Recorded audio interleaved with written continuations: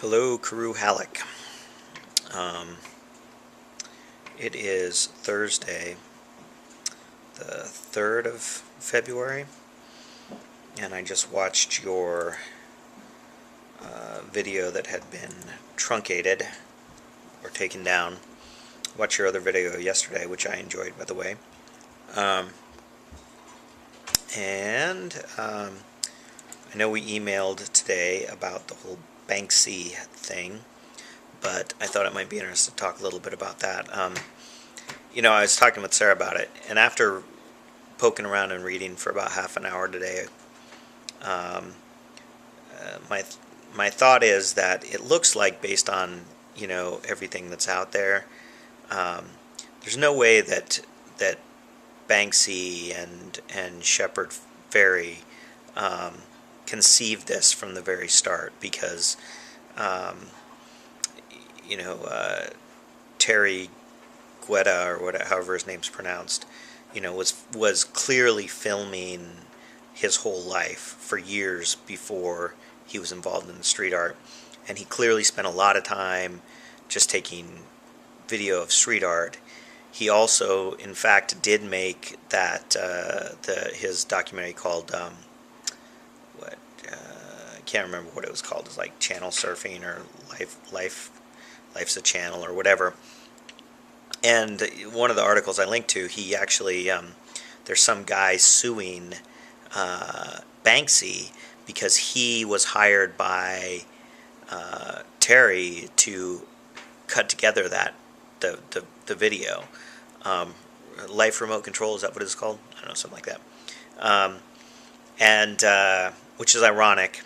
So, there's all kinds of evidence out there that these processes were moving forward without being orchestrated, or if they were being orchestrated, it was like a 10-year project, which seems a bit of a stretch. I mean, it could have happened, I guess. What I do find plausible is that when Terry came to Banksy with it to show him the movie he'd finally made, and Banksy said it was unwatchable. It wasn't something he thought was good. And then he sent Terry away, and Terry started making art. And I doubt at that moment that when he told Terry to go make art that he was setting him up for this. But I wouldn't be surprised if, once Terry got going, that Banksy and Shepard Fairey sat back and just laughed and just thought it was hilarious that now Terry was doing all this stuff. And then when he went to do the show, the art show, they actually may have stepped in and helped all that happen and helped promote it, because they thought it was funny that he was taking off, and may have done it at that point as a joke, or as a satire, making fun of the art world.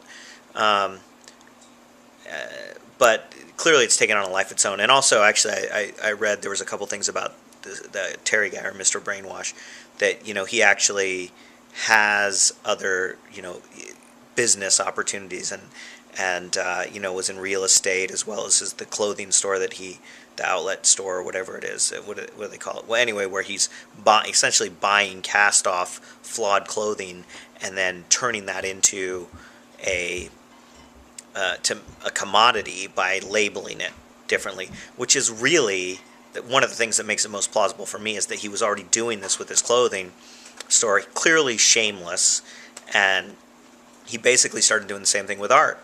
I mean, he just he found something that he could latch onto, and he mass produced it, and he has no sort of shame or unhappiness about it. So anyway, I thought that was interesting. You asked about how we were going to finish out the area, the wall over there, and I'm not sure. I kind of envision putting in, once that whole area is opened up, putting in some hardwood throughout, even in the kitchen, maybe some sort of pergo, or maybe even bamboo flooring. I don't know, but something that sort of unifies that whole lower area there, for the flooring. As far as the the upper part, what I think we're going to do is Brad's going to come back at Yamiha, and we're going to knock out the other wall that goes into what we call the cave, which is the area in front of the bathroom there, and then eventually knock out the wall between the cave and the kitchen as well, so that that whole area opens up. And we'd like to redo that back bathroom, actually knock the wall out, and move the toilet and the shower over, and then open up the area where the toilet and the shower are into the cave, so that you've got that window on the front to create more light. So, I mean, there's a lot of ideas there. We'll see how far we get when we get there. Glad you found the stuff about the allotments interesting. It is interesting, but it's a cluster. I mean, there are literally allotments where there's hundreds of owners, and broken up into all these different share sizes, and it just doesn't make any sense the way that it's set up. So what it essentially does is it means it renders the assets valueless to the tribal members. As far as Eric's house and everything, it's hard to tell.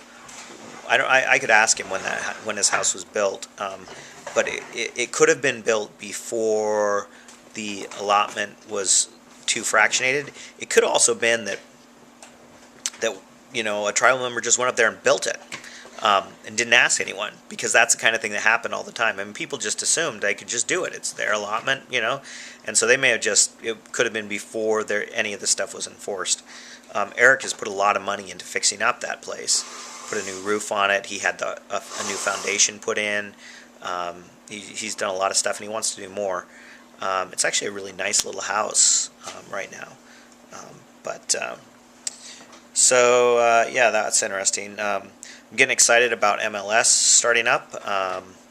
Been following all the preseason moves. The Galaxy looks like they're pretty well positioned. The Timbers are moving forward, and Seattle has some new players as well.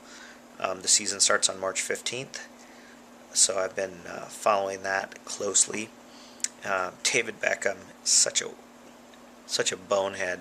He hasn't played much for the Galaxy in the time he's played like about half of their games in the time he's been under contract because of injuries and loans that he went on.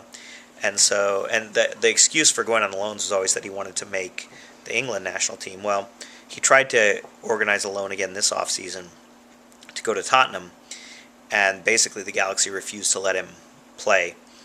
But he went over and he's been training with Tottenham. And so they told him he could train with Tottenham, but then they've opened their preseason camp, and he's not back. He's still over there training with Tottenham. He's going to be the last guy into camp. And it just completely ticks me off. I mean, it's so arrogant, and it's so ridiculous that he thinks he's too good to come and train with his teammates. There's just no excuse for that, except that he wants to be around Premier League players. He loves that. But he's under contract with Galaxy. So anyway, he'll be back all season.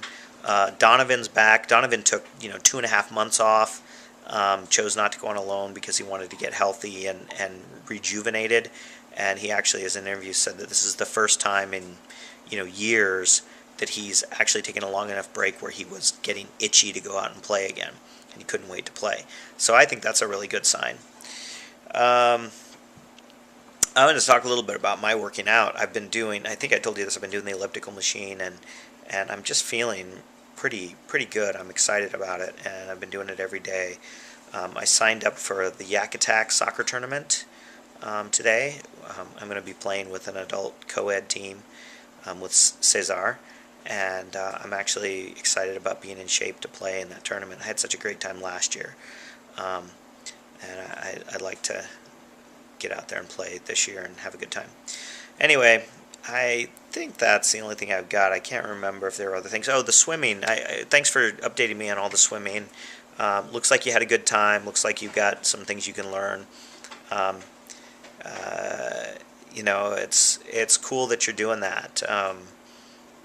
It looks like a lot of fun for you. Not something that I would particularly enjoy, I don't think. The swimming. One of the things that I found working out on the elliptical machine is when I put on music, I really enjoy working out to music. And I can't imagine swimming and not, when I run or do anything, all I think about is how tired I am and how sick I feel and how my knees hurt and blah, blah, blah, blah, blah, blah, blah, blah. And I can't imagine being in the water and doing that, and I would just be miserable. But I'm a wuss, what can I say? So, I'm going to upload this. Hopefully it hasn't gone too long. And until I talk to you again, you can just assume that I'm still dead in Pendleton, Oregon. Take care.